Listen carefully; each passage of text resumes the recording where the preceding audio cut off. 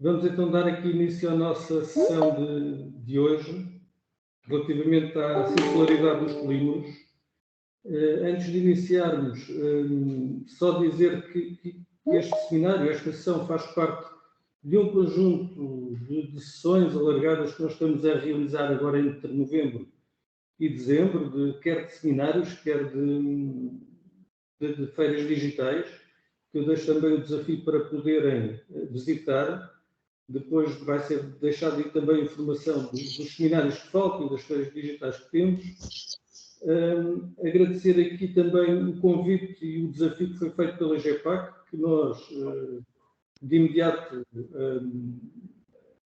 agarramos este desafio para tratar esta temática, que efetivamente é uma temática que está ligada à reciclagem e que hoje em dia é extremamente importante.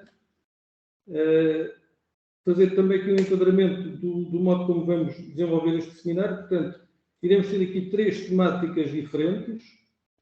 A primeira, de enquadramento da problemática do projeto Green Pack, que será a doutora Lígia Passos que irá desenvolver. Depois, os aspectos tecnológicos da reciclagem mecânica e química de polímeros, será o seu professor Arménio Serra, do Departamento de Engenharia Química da Universidade de Coimbra. Depois será novamente a doutora Lígia Passos, que irá abordar a temática das atividades realizadas e valorização dos resultados. Depois teremos também aqui, antes das questões do debate, a demonstração de um vídeo do projeto da Green Pack. Portanto, vamos deixar, quem tiver questões poderá depois colocar, ou pelo chat, ou diretamente, na fase final. Eu pedi então à doutora Lígia Passos que pudesse avançar com a apresentação da sua exposição. Boa tarde a todos, espero que me consigam ouvir bem. Muito bem. Okay. Ora, hoje cabe-me a mim então falar um bocadinho da problemática do plástico e neste caso que é uma problemática partilhada não só pelo plástico mas por outros materiais. E eu gostaria de começar também por fazer aqui um recapitular do momento que eu tive em 2018, em que houve o pânico em relação ao material plástico e a revista Economist, no fundo, trouxe aqui 2 ou 3 reflexões de 2018 que eu gostava aqui de partilhar. E, portanto, em 2018 era o momento em que o plástico estava a surgir como o material com maior número de problemas para resolver. No entanto, quando se olhavam para os números dessa altura, portanto, eu recordo que esta informação é relativa a 2018, os resíduos totais a serem tratados naquela altura representavam 1,3 mil milhões de toneladas, das quais apenas 10% correspondiam ao plástico. Não quer dizer que não haja um tema, mas claro, é para enquadrar no mundo dos resíduos globalmente. Em outras vertentes podemos também considerar o impacto da poluição do ar, neste caso, que não está diretamente ligada só ao plástico, mas 7 milhões de mortes foram contabilizadas em 2018, precisamente pela poluição massiva do ar e a acidificação dos oceanos, que tem um impacto massivo também por via das emissões carbónicas e que tem sido responsável pela extinção bastante acelerada de um grande número de espécies.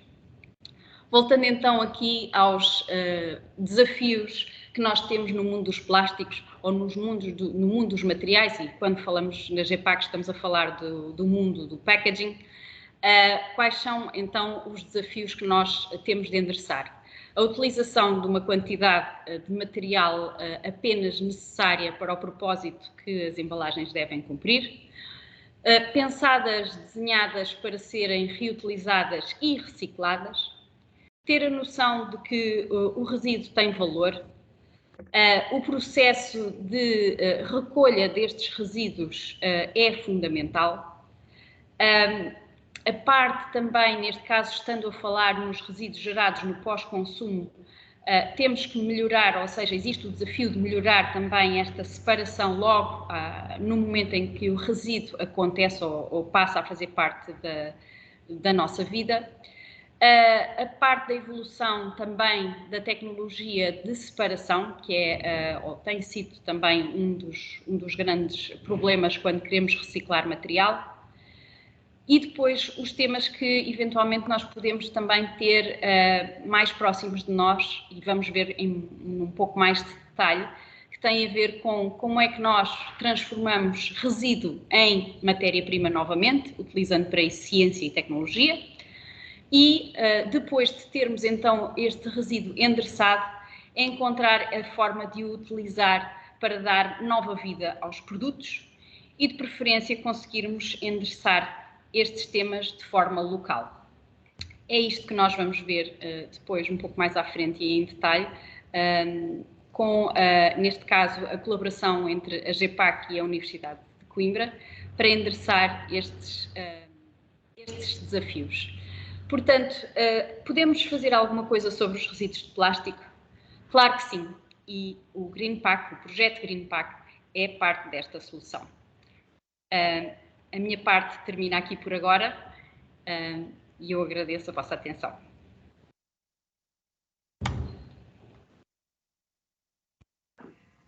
Muito bem, obrigado. Então, pediria agora ao professor Arménio Serra que possa então fazer a sua intervenção. Obrigado.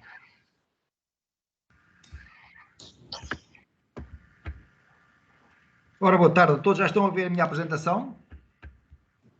Perfeitamente, sim. Estão em modo de apresentação. Muito bem, novamente, boa tarde a todos. O meu nome é Arménio Serra, trabalho aqui no Departamento de Engenharia Química da Universidade de Coimbra e estou ligado ao grupo Policic, que é basicamente um grupo ligado à tecnologia e à síntese de polímeros. E vou apresentar uma parte dos resultados que nós obtivemos neste projeto da GreenPack e outra parte será apresentada pela doutora Lígia.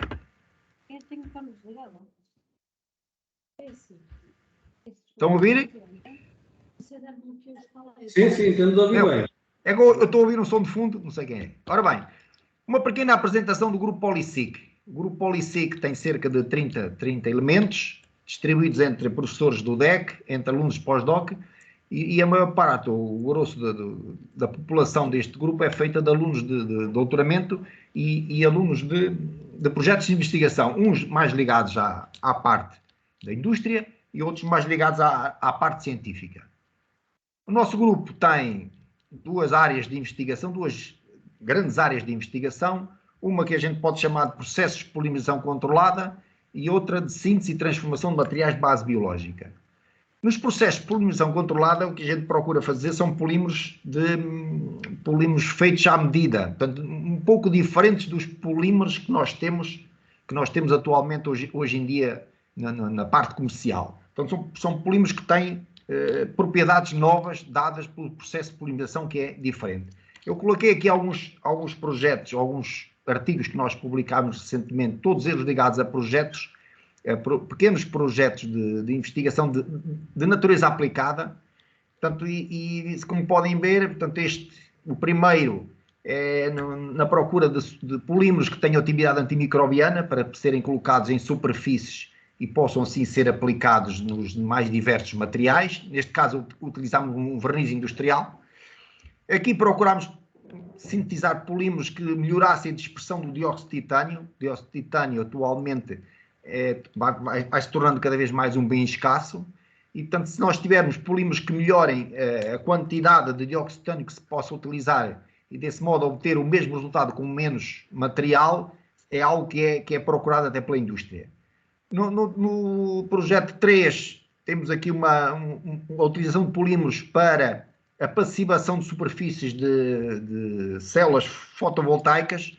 Há um processo nas células fotovoltaicas que limita muito a sua capacidade e o seu rendimento, e a utilização de polímeros podia melhorar esse aspecto. E por último... Eu peço desculpa, não se está a ver a passagem dos slides. Não? Não. Pelo menos eu não, continuo sem ver. Continuo só no slide inicial e não consigo. Também não vejo, também já tinha alertado das cedo. Sr. Professor, acho que primeiro tem que pôr aqui em modo de apresentação, não chegou a pôr. Já bem? Ainda não. Só se vê o slide inicial e está no modo de PowerPoint, não está da apresentação. Pois ainda só temos o primeiro slide. Não consegue pôr o modo de apresentação? Consigo. No meu... Eu vou tentar partilhar agora.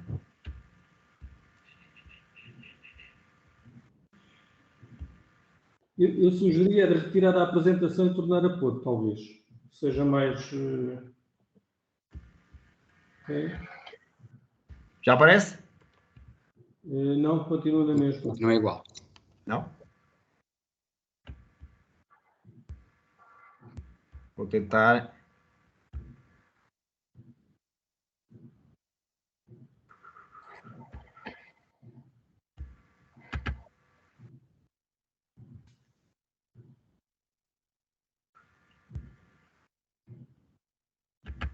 Não sei se a Maria João tem a apresentação. Não, não tem. Não tem. Se não punhamos nós aqui, talvez... Vamos ver agora.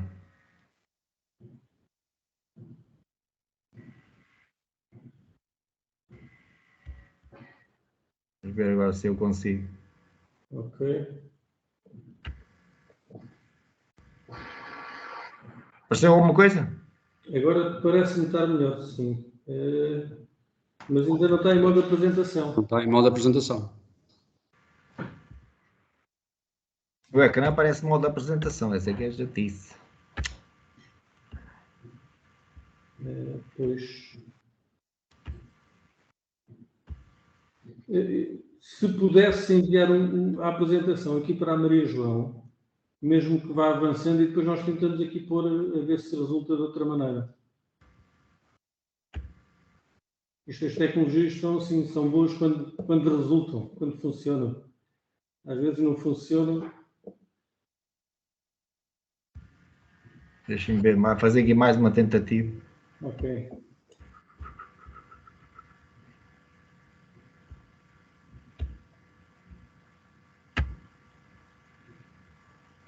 Muito bem.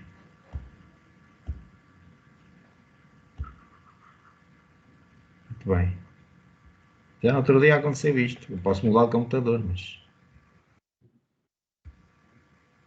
Mas se nos quiser enviar, Eu envio. vou colocar a apresentação e dar-lhe permissões para poder ir avançando. Já colocou em modo de apresentação? Agora estou... Vou enviar a apresentação.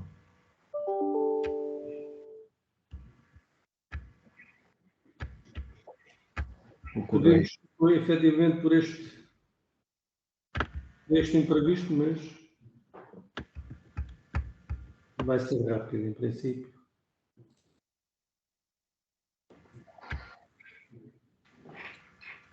Envie agora para a Maria João. Ok. Mas se quiser ir avançando mais devagarinho, para nos dar tempo de receber e tentar colocar a apresentação, para não criar aqui um espaço tão grande de interrupção.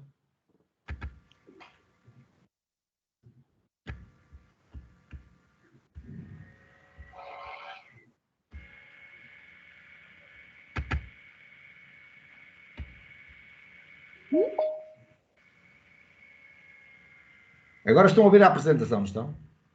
Agora estamos a ver, mas não está em modo de apresentação. Exatamente. Agora vou passar a modo de apresentação. Ok. Passou? Mantém-se igual.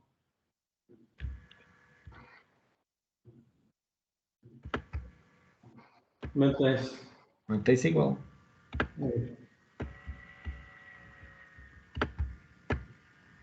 E eu aqui passo para o modo de apresentação. Ela é que são... Então, mas, professor, eu sugeria ir avançando mais devagarinho. Entretanto, a Maria João há de conseguir colocar a apresentação. Eu posso passar em modo normal. Pois, exatamente. Então pronto, é mal normal. Faça isso e assim que a Marijão tiver, repomos no mesmo slide. Aqui já estão a ver, não é? As áreas. Conseguimos ver, exatamente, conseguimos ver. Já está a dar. Tá? Pois acho que ainda não está em modo apresentação. Sim, mas assim já se percebe, já está semelhante, já se consegue ver. Pronto. Ver se é mais pequenino, mas podemos avançar, ok, vamos avançando. Agora desapareceu tudo, se calhar é a Marijão que está a tentar. Mas avance, professor, avance. Muito Força. bem. Então, eu falei já dos processos de polinização controlada, que são estes processos aqui. Quanto à síntese e transformação de materiais de base biológica, trabalhamos sobretudo na modificação de polímeros como a celulose ou como misturas poliméricas como o PLA, PBAT, que são misturas que têm um potencial de desenvolvimento bastante grande. Agora, relativamente aos aspectos tecnológicos e da reciclagem mecânica e química. Primeiro vou mostrar uns dados dados estatísticos sobre de resíduos de packaging, de resíduos de embalagem, retirados aqui deste Eurostat, muito recentes e que gostaria de partilhar convosco.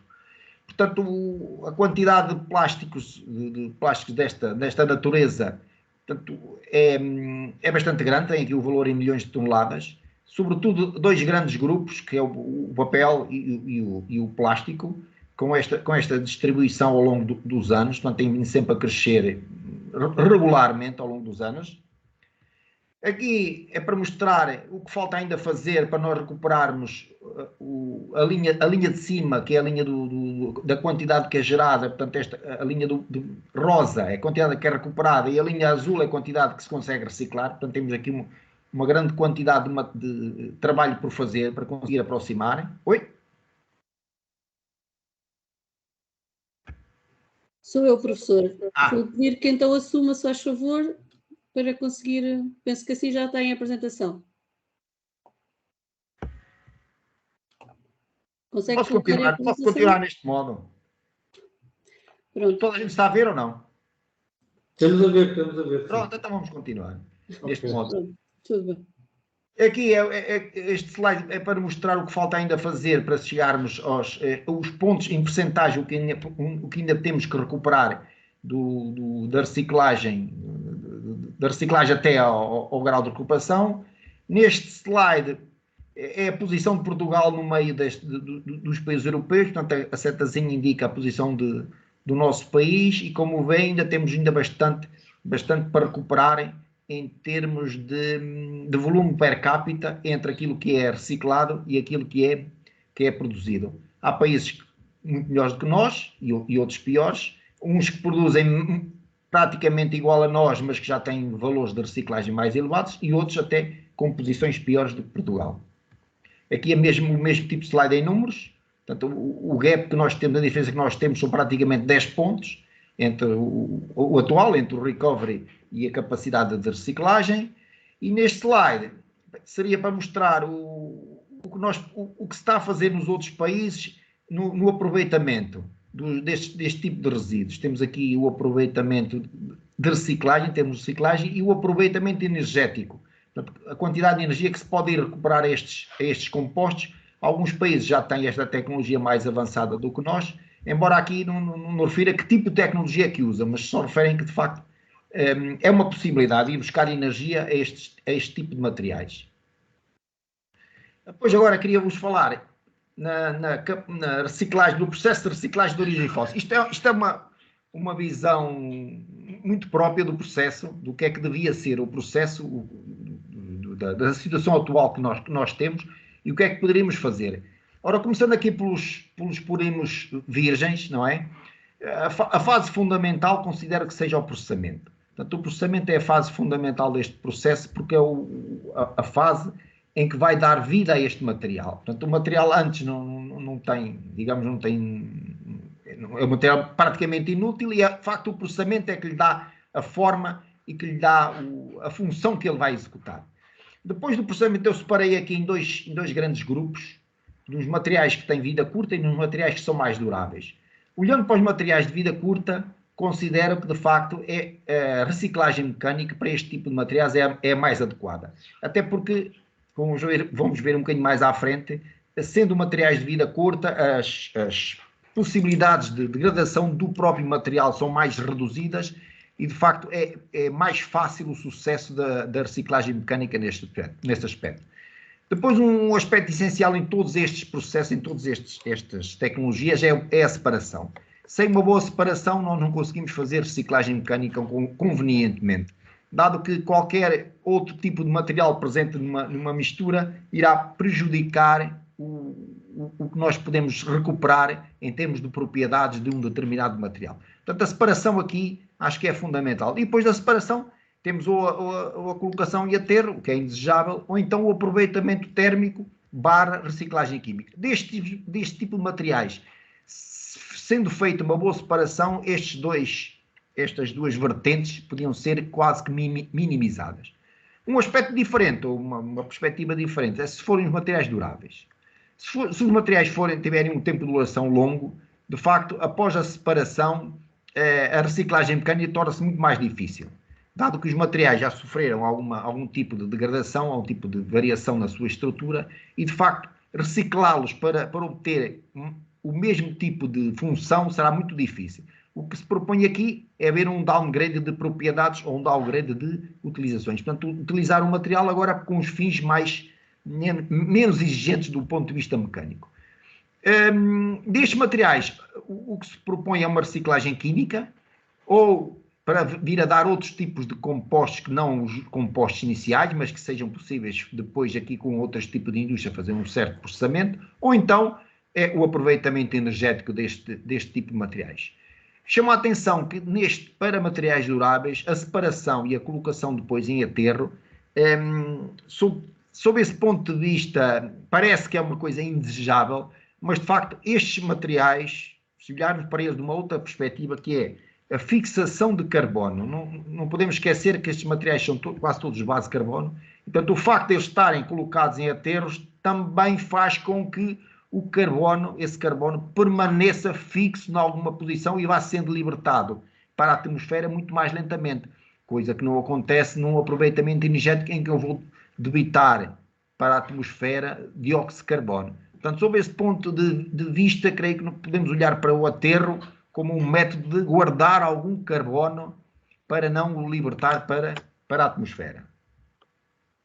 Se nós olharmos para as emissões de gases com efeito de estufa dos vários tipos de polímeros, de vários tipos de materiais, podemos ver que a situação é muito diversa, não é? Há materiais em que têm um grau de emissão muito alto e outros polímeros com um grau de emissão muito baixo. Isto basicamente está ligado, portanto, isto tem várias parcelas, portanto, tem uma parcela azul que é ligada ao próprio material em si, depois uma parcela ligada à sua transformação, portanto, à eletricidade e ao transporte. Portanto, se nós eliminarmos esta parte da eletricidade, a partir do princípio que de futuro esta parte será feita por tecnologia verde, não é?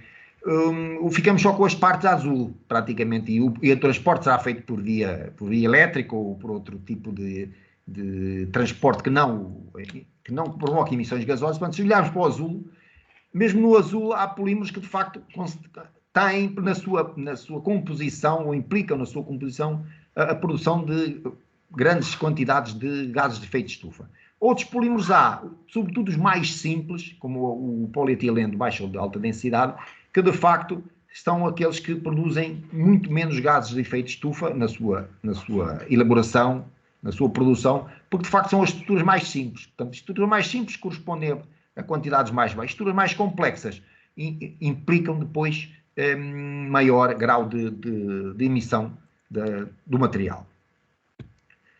De futuro, o que se pretende de futuro é que, de facto, se nós olharmos para as fontes de matérias-primas que nós temos hoje em dia para este tipo de materiais, é basicamente o gás natural e o óleo, não é? E o petróleo. E, portanto, e se olharmos para o caminho que temos, o que nós fazemos ao fim e ao cabo é, primeiro fracionamos isto e depois reconstruímos novamente. E, portanto, aqui há uma molécula básica, que é o etileno, que é uma molécula com 2 carbonos, que depois origina uma série de monómeros e polímeros mais complexos, não é? Moléculas mais complicadas, como os aromáticos, evidentemente têm que se buscar à parte da refinaria. O que se procura hoje em dia é, de facto, mudar este paradigma destas fontes de matéria-prima dos atuais plásticos para plásticos de origem bio. Portanto, andamos à procura de plataformas de base biológica para poder inverter ou mudar esta situação. Uma das hipóteses, ou toda a gente anda à procura, é de criar loops ou ciclos de economia circular. Neste caso, começaríamos não com materiais de origem fóssil, mas de materiais de origem bio, e depois iríamos produzir, numa primeira fase, novos monómeros e novos polímeros. Aqui é que se reside a maior complicação, porque não é preciso criar toda uma indústria nova à volta destes novos monómeros e novos polímeros. Depois o processo seguinte seria o processamento, evidentemente iríamos ter sempre materiais de vida curta e materiais duráveis de base biológica. Aqui, neste tipo de aproximação, o que acontece é que os resíduos, neste caso, já são resíduos mais amigos do ambiente e, portanto, podiam levar a um processo de biodegradação e depois de emissão de CO2 que voltaria a ser utilizado para a produção de matéria orgânica, e os materiais duráveis, como eles fossem, podiam levar a um processo de separação e podiam já ser depois materiais de natureza mais compostável, não tão fáceis de biodegradar, mas pelo menos compostáveis. E, portanto, anda muita gente à procura destas soluções para, de facto, conseguir obter novos monómeros e novos polímeros que satisfaçam depois todos os requisitos dos materiais. Atualmente procuramos isto, fontes de matéria-prima, neste caso, já falei. Okay. Vamos então à reciclagem mecânica. Ora bem, a reciclagem mecânica, existem 2 tipos de reciclagem mecânica. A reciclagem tipo primário, que são os materiais que são processados, que levam apenas um processamento, mas que não são sujeitos a uso. Basicamente são os resíduos que ficam da fase industrial. E depois os secundários são aqueles que já passaram pelo utilizador, portanto já têm um tempo de vida um bocadinho maior e outro tipo de processamento. Para a reciclagem, os 2 processos vão partilhar as mesmas vias, não é? Mas de facto é muito mais fácil recuperar propriedades numa reciclagem de materiais que não foram processados do que materiais que foram processados. Portanto, aqui ocorre logo uma grande diferença no ataque ao problema. Os materiais de tipo primário, ou se sofrem só um processamento, são muito mais fáceis. Qualquer processamento traz sempre alguma deterioração, mesmo que mínima, no material.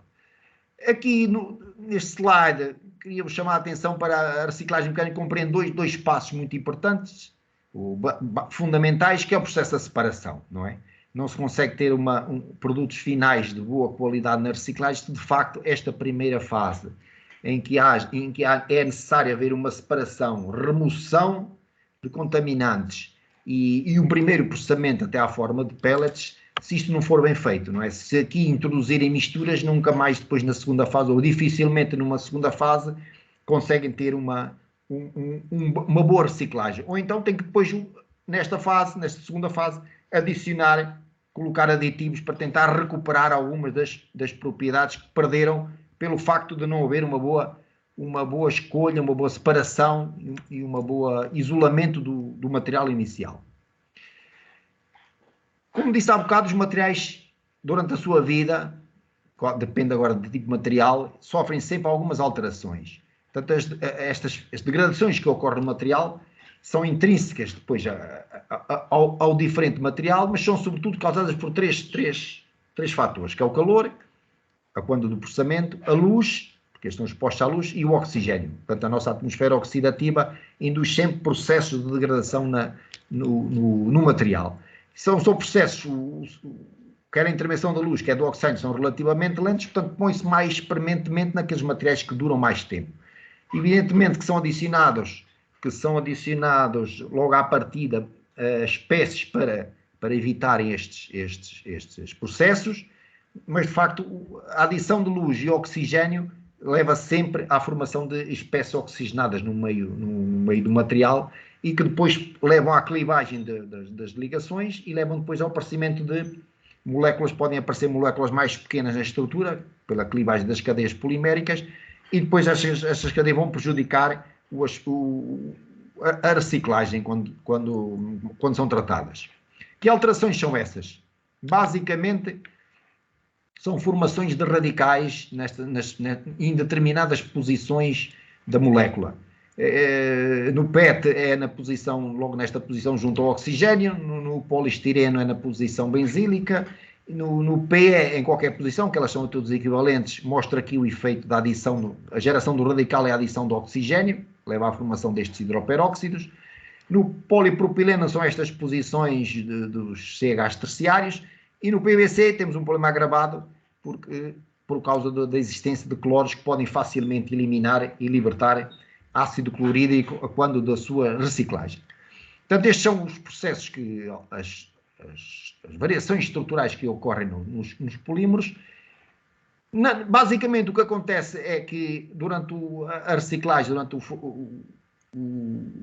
a fusão do material, o que pode ocorrer é estas radicais que já tenham formado ou já tenham fragilizado a estrutura, portanto ocorre a cisão das cadeias. Portanto, acontece sempre mudanças no peso molecular do polímero. Portanto, as cadeias começam a ter tamanhos mais pequenos. Em alguns casos, mais raros, diria eu, pode acontecer esta reação entre dois radicais que levam a reações de cross-link na estrutura do polímero. Estas são mais raras porque, de facto, eu tenho aqui proximidade entre estas duas espécies e, portanto, é mais raro de acontecer, mas já às vezes observa-se isto. Portanto, o comum é no processo de reciclagem, perder-se tamanho das cadeias poliméricas. O que é que isso conduz? Conduz como consequência logo a uma diminuição da temperatura de transição vítrea, da TG, e a temperatura de fusão também passa a ser mais baixa. E, paralelamente a isto, à variação da estrutura, o material começa a perde resistência, perde tensão máxima e perde, sobretudo, flexibilidade. Portanto, passa a ser um material muito mais quebradiço. Aqui nos próximos slides vão resultados experimentais disto que eu acabei de dizer. Aqui temos alterações no Melt Flow Index, portanto no Melt Flow dos materiais poliméricos. Aqui, portanto, temos aqui o zero em que não há alteração nenhuma, portanto temos valores positivos e valores negativos. Os valores negativos correspondem ao aumento do MFI e os valores positivos correspondem à diminuição do MFI, porque a fórmula coloca o MFI final, o MFI inicial menos o MFI final. E, portanto, como vê para a maioria dos polímeros, tenho aqui uma série deles, só 2 é que apresentaram um ligeiro aumento no MFI. Portanto, não é a situação mais comum. A situação mais comum é esta que aqui está, em que à medida que vamos processando o material, vamos perdendo o material fica mais fluido porque está a perder peso molecular. Portanto, as cadeias estão a ficar cada vez mais pequenas e, portanto, vamos tendo esta perda, o aumento do MFI e a perda consequente das propriedades finais do material. Claro que há materiais que são um pouco mais resistentes do que outros, mas, claro, isso depende até das condições em que é feito cada um dos processos. Neste aqui mostro que até o PP, sujeito a tempos de degradação, portanto temperaturas elevadas, perde peso molecular ao longo do tempo e ganha outra propriedade que é a polidispersividade, isto é, as cadeias poliméricas vão ficando cada vez mais diferenciadas no seu tamanho, vão ficando cada vez mais heterogéneas.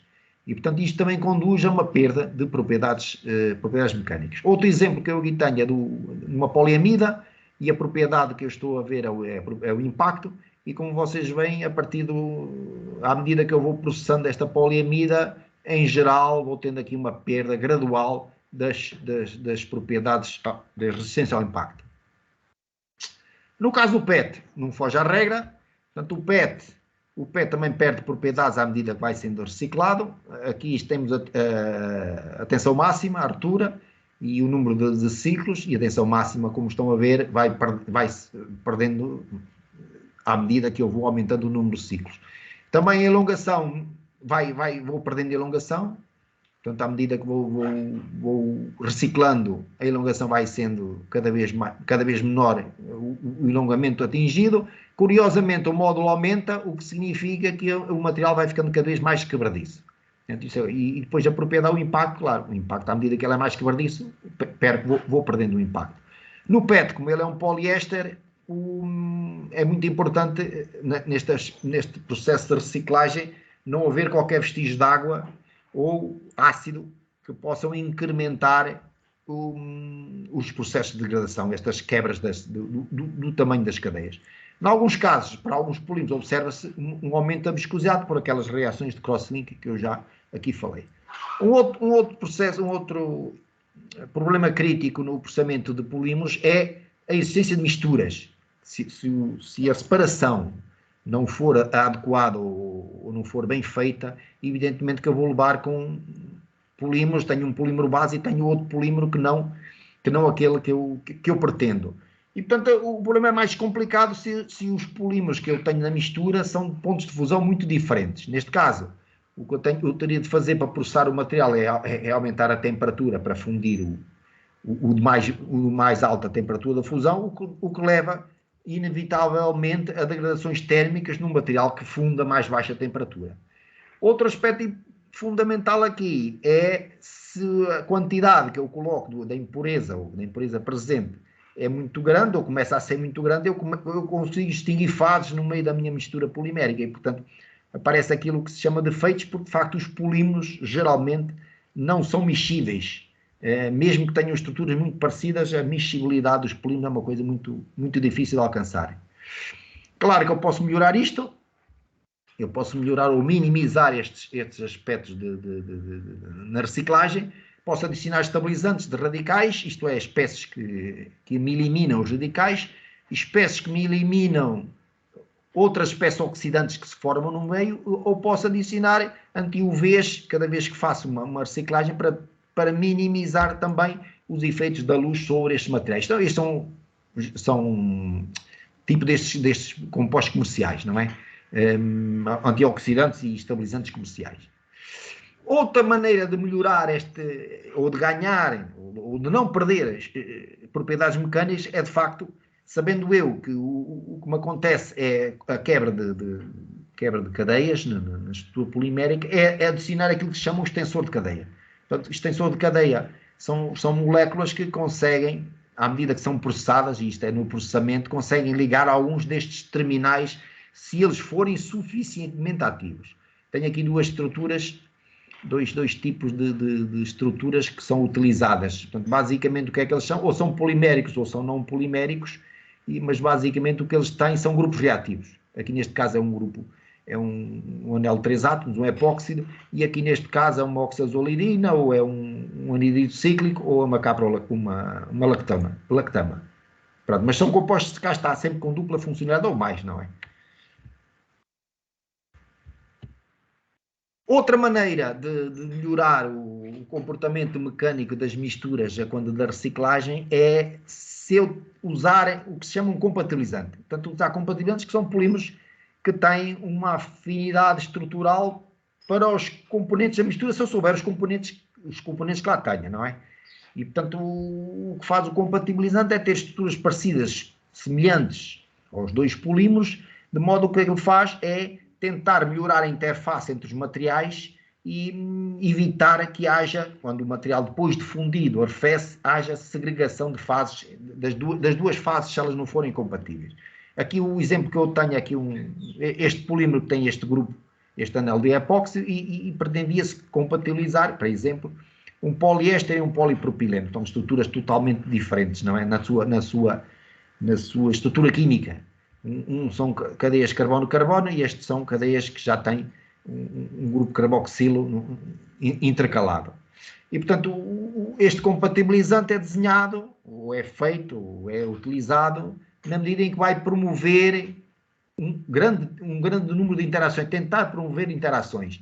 Portanto, interações entre grupos funcionais, que são estes casos aqui, interações entre semelhanças de estrutura, que é este caso aqui, o PET tem um anel aromático, este compatibilizante também tinha um anel aromático, ou mesmo cadeias carbonadas que o compatibilizante tem e que um dos polímeros também tem. Portanto, a ideia será sempre tentar que as estruturas se interajam umas com as outras. E é isso que é a função do compatibilizante.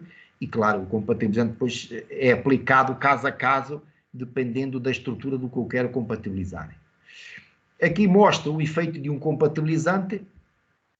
Temos aqui, isto são fotografias de microscópio eletrónico, em que consegue ver claramente, aqui é uma mistura de PP e PET, em que o PP é o mais abundante e o PET é o menos abundante, são 85-15, em que se nota muito bem que, de facto, o PP ocupa esta fase contínua e o PET é esta fase descontínua, né? Estes granulozinhos são granulozinhos de PET.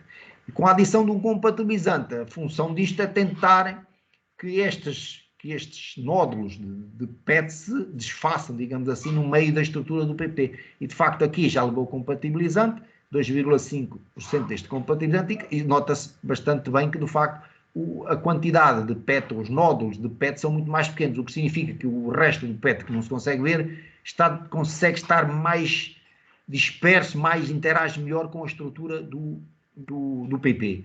O que é que se ganha com isto? Ganha-se em propriedades, porque aqui não ganhamos nada em propriedades, portanto as propriedades dos dois mantêm-se quase individualizadas, e neste caso aqui com o compatibilizante vai-se procurar ganhar propriedades mecânicas através destes processos de compatibilização. Claro, esta é uma tabela só para mostrar que, de facto, basicamente os polímeros são incompatíveis. Portanto, o 1 corresponde a um processo de compatibilização, e muito compatível, e o 6 praticamente incompatível. Se repararem, a tabela é mais rica em números 6 e números 5 do 4 do que 1 e 2. Portanto, o que podemos dizer é que os polímeros praticamente são incompatíveis uns com os outros. No caso do PET, que tenho aqui assinalado, a única compatibilidade que tem é com o policarbonato. De resto, é incompatível com quase todos aqueles polímeros mais desconhecidos que nós podemos ter. Mas isso se reparar, mesmo o PE é incompatível com quase todos, exceto o próprio PE. Portanto, o LDPE é compatível, o HDPE é compatível, claro, com o LDPE, porque partilham a mesma estrutura, mas de facto todos os outros não há compatibilidade, é uma regra geral. Quanto à reciclagem química, portanto, o objetivo disto é destruir, não é manter a estrutura, é pelo contrário, tentar destruir a estrutura do polímero em pedaços que me tragam alguma utilidade, não é?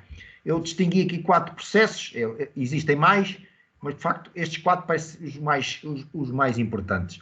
São processos que ainda estão em fase de estudo, são processos que precisam de um grande investimento em energia, não é? Quase todos eles precisam eu tenho que fornecer energia para tentar destruir a estrutura, pois não há outra maneira de destruir a estrutura de um material, e de facto, por vezes eu não procuro obter monómeros, não é? Porque os monómeros, se calhar, não consigo ter monómeros a preços tão competitivos como são os monómeros de origem virgem, não é? Portanto, trata-se de um processo que deveria levar a outros tipos de materiais que eu possa ter um ganho, que não voltar a ter outra vez os monómeros.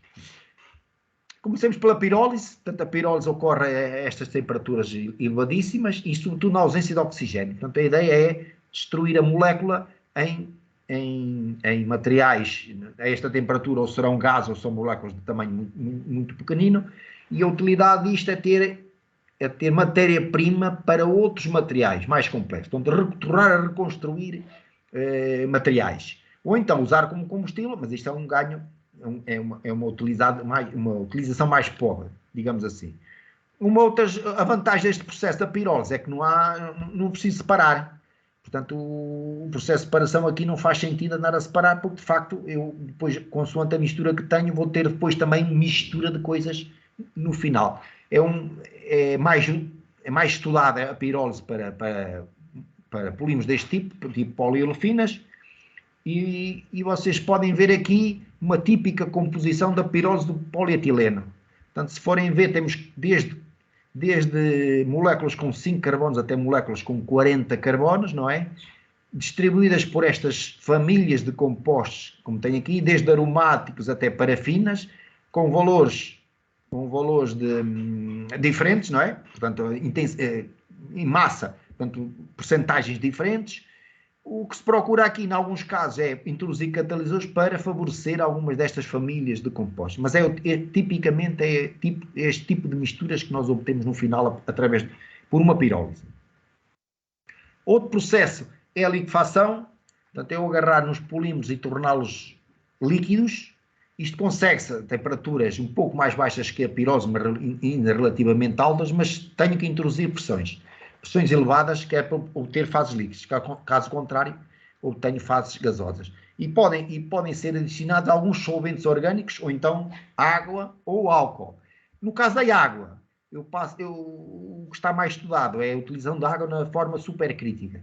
Portanto, na água supercrítica são estas condições, portanto, são condições um pouco drásticas, 375 graus e 220 bar, e nestas condições a água deixa de ser líquida, deixa de ser gasosa e passa a ser um fluido com características próprias. E é estas condições é que nós fazemos colocamos lá o material para a reciclagem química, o polímero. Portanto, só para chamar a atenção que aspectos como a viscosidade, solubilidade da água, transferência de calor, alteram-se todos, tudo que a gente conhece a água são alterados nas condições supercríticas. Neste caso, os materiais, os polímeros mais usados aqui são polímeros que nós chamamos de polímeros de condensação, como poliamidas, poliuretanos ou mesmo o PET. Um outro processo que também se fala muito é da gasificação. Portanto, aqui este processo ocorre a temperaturas altas. No entanto, não é feito na ausência de oxigênio, mas é sobretudo feito na presença de ar e água. Portanto, eu coloco vapor de água e coloco ar e coloco a minha matéria polimérica e, portanto, o que sai de lá é uma mistura de gases, a que eu chamo sem gás. Portanto, é uma mistura de hidrogênio, monóxido de carbono, dióxido de carbono, metano, o azoto que lá coloquei, que vem do ar, e depois água, e vapor de água. E, portanto, tem aqui um conjunto de reações que ocorrem, umas exotérmicas e outras endotérmicas, tudo ao mesmo tempo, e este sem gás pode ser valorizado ou para a produção de energia, ou então, o que se olha mais para ele é na produção de pequenas moléculas, como é o caso do metanol. O metanol é o álcool mais pequenino, portanto é o álcool com um carbono só, mas é uma molécula que pode vir a originar outro tipo de estruturas e portanto, é olhado como uma saída para a produção, para a utilização do sem-gás. Portanto, energeticamente, torna-se mais vantajoso do que o processo de incineração, que é o que é mais usado atualmente. Depois, finalmente, temos o processo de despolimerização. Portanto, agarrar num material polimérico e revertê-lo a uma estrutura. Revertê-lo eu chamaria a estruturas mais simples. Não quer dizer que sejam os monómeros de partida. Atenção. Portanto, um dos primeiros exemplos é dos policarbonatos, que podem ser despolimerizados relativamente fácil. Por pirólise eu até obtenho o material de monómero de origem, não é? Mas posso usar a hidrólise, portanto, por reação com a água, posso usar uma alcoólise, posso usar uma aminólise, posso usar uma hidrogenose. Portanto, estes são processos que podem ser utilizados para reduzir a estrutura do policarbonato a estruturas mais simples. No caso do PET, também está descrito estes processos todos. Portanto, consoante a técnica que eu vou utilizar para a reciclagem química, assim o material adquire propriedades diferentes. E em alguns casos eu obtenho estruturas parecidas com os monómeros, mas noutros casos obtenho estruturas diferentes.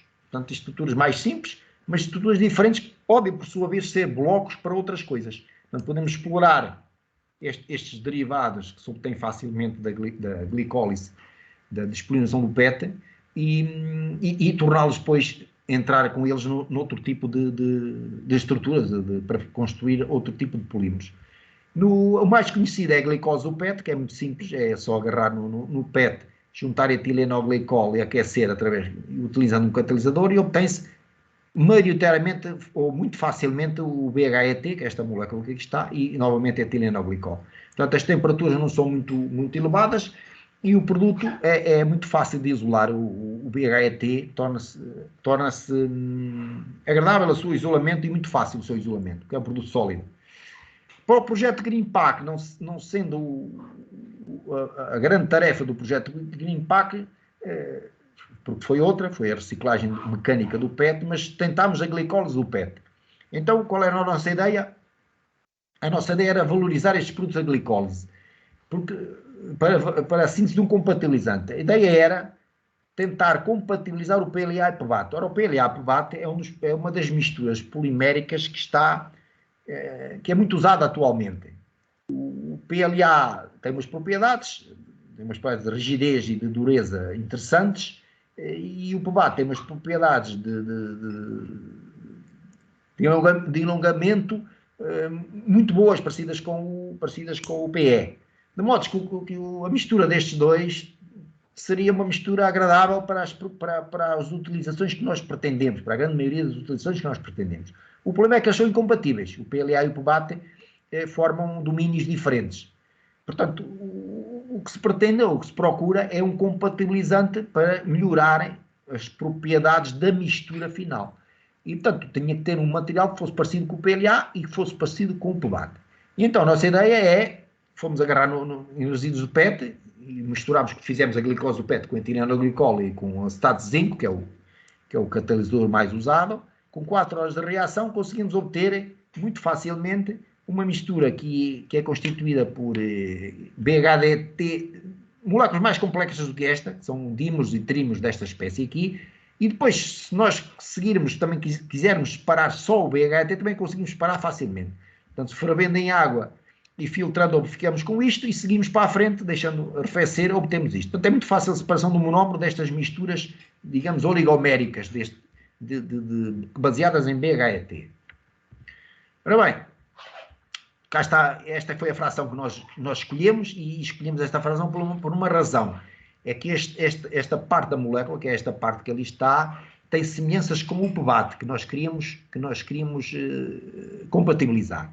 E depois, o que fizemos foi, a partir destes OHs terminais, polimerizar com o ácido lático.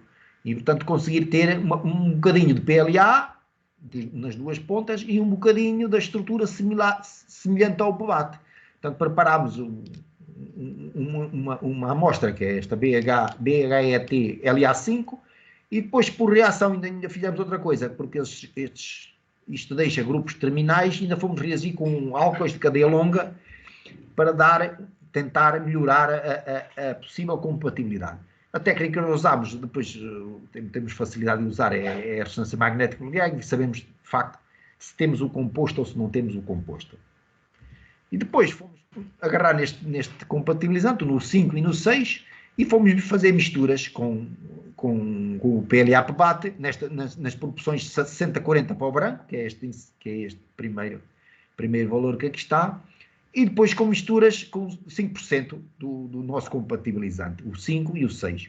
E de facto, o que nós vimos aqui é que, de facto, o que nós, na tensão máxima não perdemos, mantemos a tensão máxima, portanto, pelo menos no 5, no 6 já há aqui uma perda de tensão máxima, e depois no alongamento ganhamos no alongamento. Portanto, o alongamento ganhou-se bastante no alongamento, sei que a volta de 40% do que era inicial, se nós juntarmos este compatibilizante.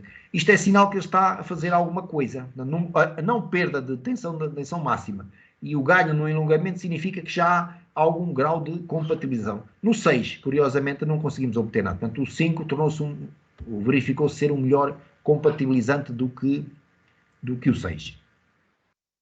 E pronto, queria agradecer então às entidades que financiaram aqui o projeto, portanto à GEPAC, ao Compete, à Universidade e à PMEI, e pronto, e obrigado pela atenção que dispensaram. E se quiserem fazer alguma pergunta, se calhar no final, posso responder às perguntas que quiserem colocar. Muito bem, Sr. Professor.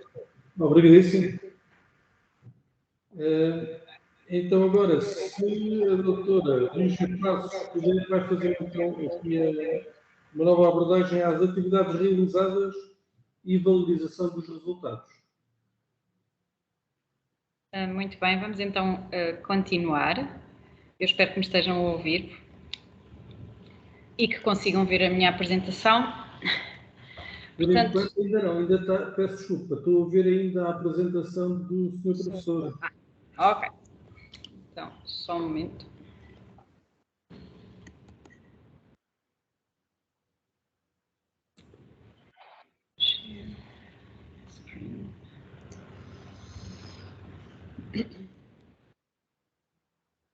E agora, já é possível ver a minha apresentação?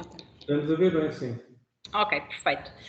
Então, nós tínhamos começado a nossa conversa precisamente com aquilo que são os desafios dos materiais.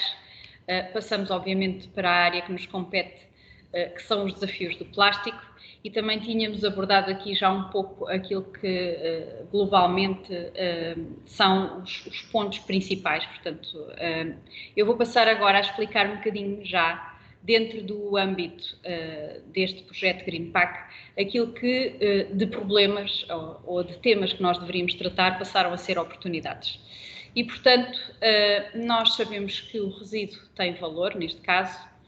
Sabemos também que conseguimos transformar este resíduo, ou que existem caminhos para se transformar estes resíduos novamente em matéria-prima, utilizando para isso ciência e tecnologia, para a qual contamos com a colaboração da Universidade de Coimbra. Tivemos depois de fazer a escala do momento em que estamos a aprender esta transformação e escalar isto para a vertente industrial, portanto, no fundo, conseguir reintroduzir nos produtos e, neste caso, ter os meios para conseguirmos fazer estes processos globalmente nas nossas instalações com um impacto positivo para os produtos, para os consumidores e, naturalmente, para o planeta. Portanto, estas áreas de conhecimento já partilhadas pelo professor Arménio e, neste caso, a nossa experiência também com polímeros, já agora também ficam dentro da nossa área de especialidade está o polietileno terafetalato, portanto o PET, ou também mais vulgarmente conhecido como poliéster. E, portanto, foi com o PET que nós estivemos a desenvolver as atividades do projeto GreenPack. E, portanto, eu vou contar-vos aqui um bocadinho o processo, e isto começa na parte de recuperarmos o resíduo, neste caso pós-industrial. Este resíduo pós-industrial resulta de produtos que não estão em conformidade, podem ser, por exemplo, momentos de arranque de produção, pode ser uma anomalia temporária durante a produção que gera algum produto que nós não vamos conseguir, neste caso, fornecer ao cliente porque não está em conforme com as especificações e com o requisito dos clientes. E, portanto, esse é o primeiro processo. O primeiro processo garante também que existe uma separação, por exemplo, de cores, ou seja, tal como o professor Arménio falou, contaminantes, sejam elas de materiais diferentes, mas também de coloração diferente, podem depois interferir ou vão depois interferir no resultado final. Portanto, aqui nós podemos ver tipos de resíduos depois de terem uma primeira fase de transformação. Portanto, a primeira fase de transformação é precisamente transformar as embalagens que são residuais ou que são desperdício de fabrico em formas que se possam voltar a utilizar. E este tratamento ou passa por uma transformação física, mas depois também passa pelo controle de algumas variáveis, como, por exemplo, teores de umidade, calor que podemos aplicar para depois podermos efetivamente dar entrada deste material no processo de fabrico. E foram feitos vários testes, ou seja, foi necessário a reparametrização quer do processo de tratamento, portanto, depois de termos o material transformado, como é que nós garantimos que ele tem condições para entrar no processo e depois dentro do processo, como é que ele reage à parametrização habitual, por exemplo, do material virgem. E nós tivemos algumas tentativas que foram realizadas com as respectivas falhas, até aprendermos a encontrar aqui o ponto de equilíbrio em que o material corresponde e reage ao processo, neste caso de, no fundo, remoção, por exemplo, da umidade, de fusão, da compactação e depois da entrada no processo de injeção sopro, que é o processo com o qual nós estamos a trabalhar, de forma a que a embalagem pudesse ser formada. Também era a nossa preocupação que as embalagens formadas, obviamente, tivessem as características qualitativas e funcionais que são necessárias ao produto. Portanto, não pode ficar demasiado frágil, ou tem que ter a resistência esperada, tem que ter um grau de cristalinidade, tem que ter as propriedades que, de facto, no fundo, nos permitem propor este produto ao mercado, não é? Nós estamos a propor isto como uma solução sustentável aos nossos clientes e é isto que nós pretendemos, é que quando vamos apresentar o produto, ele é um substituto, se quisermos, do produto com um material virgem, mas sem perder nenhuma das qualidades. Podemos ter, e como provavelmente é do conhecimento comum, algumas variações de tonalidade, mas no projeto GreenPack nós conseguimos otimizar a um nível bastante interessante o resultado final da embalagem. E, portanto, aqui, como eu falava, nós temos também a representação do nosso processo, e o nosso processo utiliza transformações físicas e a parametrização dos equipamentos para podermos lidar com os diferentes produtos e com as diferentes composições de material. As proporções em que nós integramos os resíduos que depois se vêm a transformar em matéria-prima também são um desafio, ou seja, trabalhar com 20%, 5%, 50% ou 100% traz-nos desafios aos processos e precisamente à parametrização. Nem todos os formatos foram possíveis, mas com a experiência e com o tempo fomos conseguindo incorporar cada vez mais dos produtos que tínhamos de resíduo e, por outro lado, conseguir efetivamente chegar ao nosso objetivo, que era ter produtos integralmente feitos a partir desse material.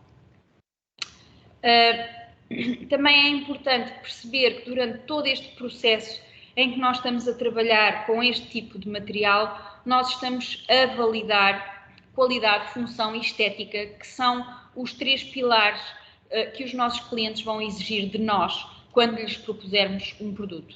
E, portanto, na imagem que podem ver à direita, existem uma série de testes realizados com diferentes proporções de material, precisamente até conseguirmos chegar a formas, neste caso formatos, que os nossos clientes aceitam nas condições em que nós os propomos e, portanto, no fundo, que têm valor de mercado.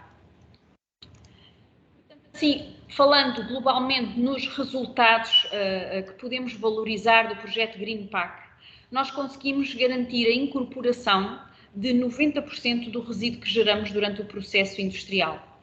Conseguimos também, depois de várias tentativas, incrementar o uso de resíduo e chegar a embalagens que são feitas com 100% do resíduo pós-industrial.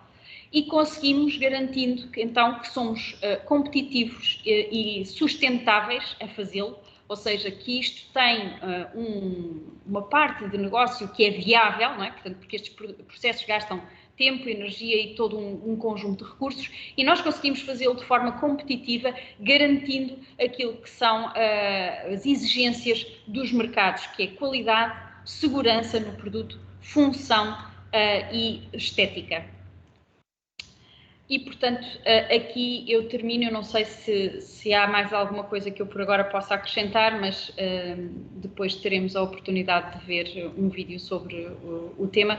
Mas sobre o projeto GreenPack, é isto que nós temos para partilhar convosco neste momento. Doutora Lúcia Passos, obrigadíssimo. Se calhar íamos então para passar para o vídeo. Podemos avançar para o vídeo. Desculpa, eu estou a ouvi-lo com alguma dificuldade. Eu estava a dizer, podemos então se calhar agora passar para o vídeo. Ok, Sim. muito bem. E depois vamos às questões. Com certeza.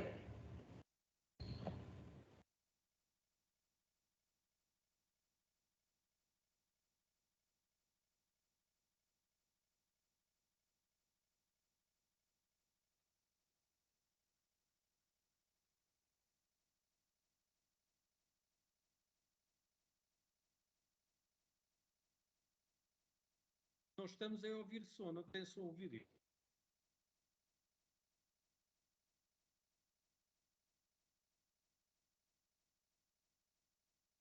doutora Lígia, não tem som? Só um bocadinho. Eu não estou a ouvir, não sei se...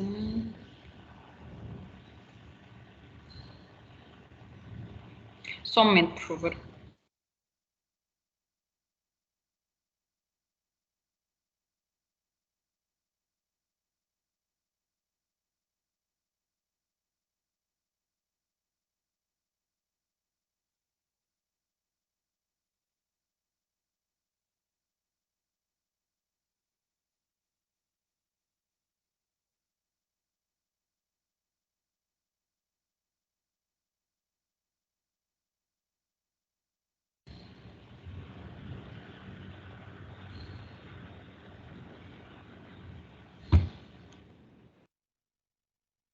Estará no máximo.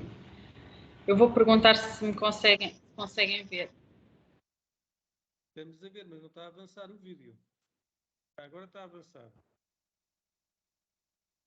Não conseguimos é ouvir.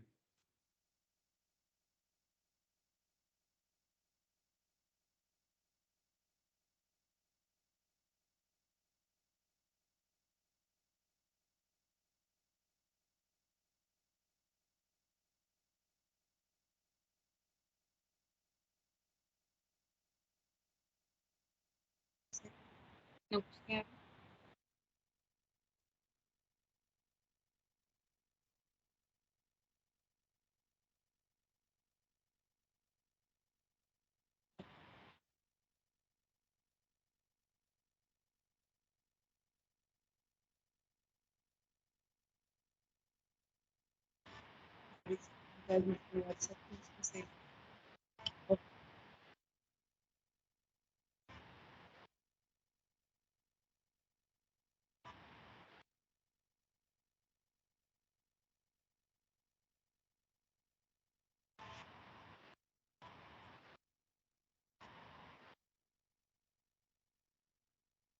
Atenção, para cada gente dizer que não consegue ouvir.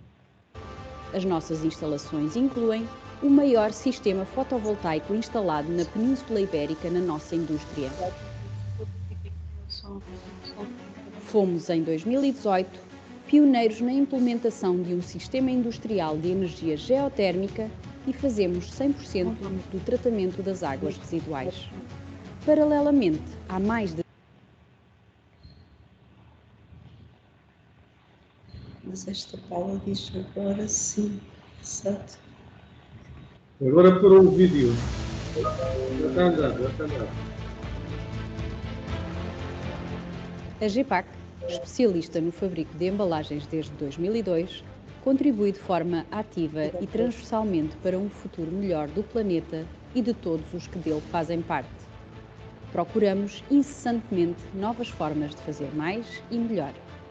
A otimização das embalagens, dos processos e dos métodos de fabrico é uma prioridade. Entendemos a sustentabilidade não como um produto, uma matéria-prima ou um clichê, mas sim com uma perspectiva integrada e holística.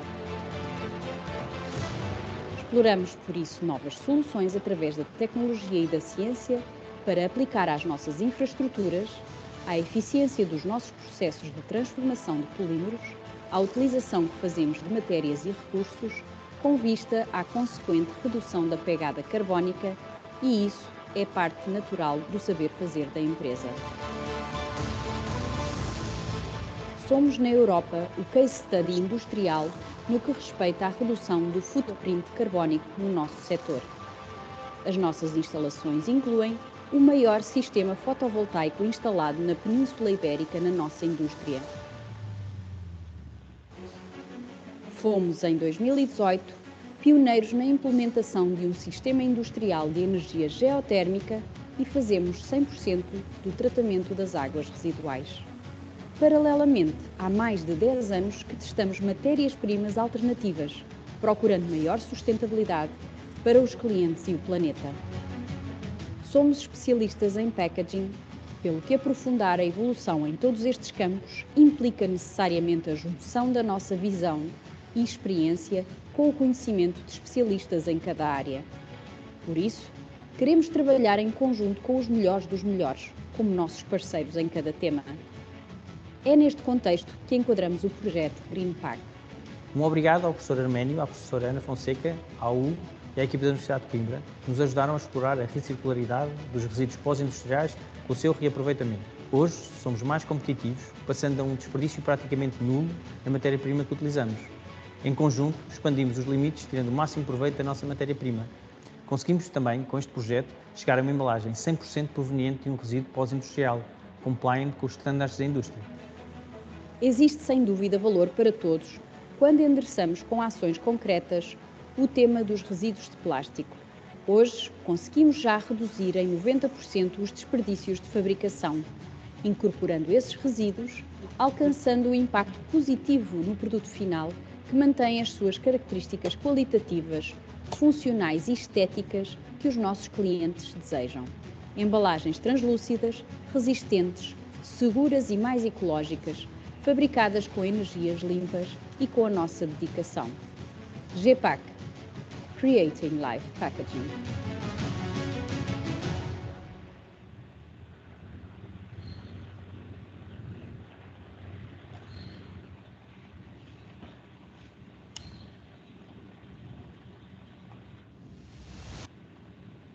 Bem, penso que já acabou o vídeo. Já acabou, não já? Muito mal. Eu estou a ouvi-lo com muita dificuldade. E qualquer dificuldade que eu também não consigo. Eu ia perguntar se há alguma questão ou dúvidas ou esclarecimento que alguém queira colocar. Boa tarde. Não sei se me conseguem ouvir. Sim. Perfeitamente. Boa tarde. Eu queria perguntar, e peço desculpa se realmente possa não ser oportuno, e se não for encaminhe-me, mas queria perguntar, e parece-me interessante efetivamente tudo aquilo que eu vi, mas gostava de saber se também têm ou contactos ou se fazem para, no caso, para embalagens de pet food, ou seja, tem que ter outra, portanto é alimentação, não é? Tem que estar salvaguardada a segurança alimentar. Ou seja, se já tem algo feito nesse sentido. Está a colocar a questão a mim, a GPAC. Sim. Pronto, nós trabalhamos com todo o material que fazemos, ou seja, os produtos que fazemos são seguros para a indústria farmacêutica e alimentar também. Ok, mas tem algo nesta área do pet food atualmente? Não. Desculpe? Do pet food, ração. Se temos clientes na área de ração... Sim, por causa das embalagens, não é? As embalagens... olha, honestamente de uso veterinário sim, ração não lhe sei precisar. Se tiver algum contacto que possamos falar nesse sentido, era interessante depois. Sim, claro que sim. Eu poderei encaminhar um contacto para depois discutir a questão de rações em embalagens de PET. Ok. Sim, alimentar humano. Sim, neste caso vou só ficar com essa nota. Obrigada. Ora essa. Não sei se já me conseguem ouvir melhor agora. Não muito, sim. Não está fácil. Não sei se há mais alguma questão, alguém quer intervir. Vou colocar a sua questão aqui no chat.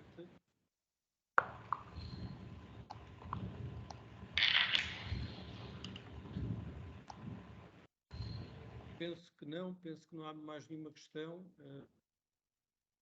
Iria então deixar agora um espaço para a doutora Ana Domingos, tinha pedido para fazer uma pequena intervenção agora no final da GPAC. Doutora Ana Domingos, está-me a ouvir?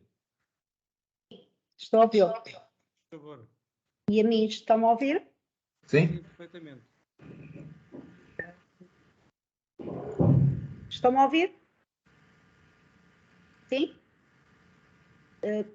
Enfim, eu só queria fazer um breve agradecimento, ou seja, não queria terminar sem deixar expresso o nosso agradecimento ao Compete 2020, como entidade gestora dos fundos comunitários do PT 2020, que apoiam este projeto de ID Green Pack, com todos os benefícios que comporta a nível financeiro e de rentabilidade de recursos, mas, sobretudo, ao nível da sustentabilidade, conforme, enfim, foi aqui explanado e apresentado durante este webinar. Portanto, o nosso obrigado a estas entidades que, de facto, conseguem apoiar e dar suporte financeiro a estes projetos tão importantes para as empresas e, ao fim e ao cabo, para as economias globais. Muito bem, obrigado. Doutora Ana Domingos. Não havendo mais nenhuma questão, resta-me agradecer a todos a participação, aos oradores, naturalmente, à GEPAC, o desafio que lançou, e fazer o desafio também de consultarem a nossa página para poderem ainda consultar os seminários e as feiras digitais que estamos a realizar e que possam também visitar. Obrigado a todos e uma boa tarde. Obrigada. Obrigado.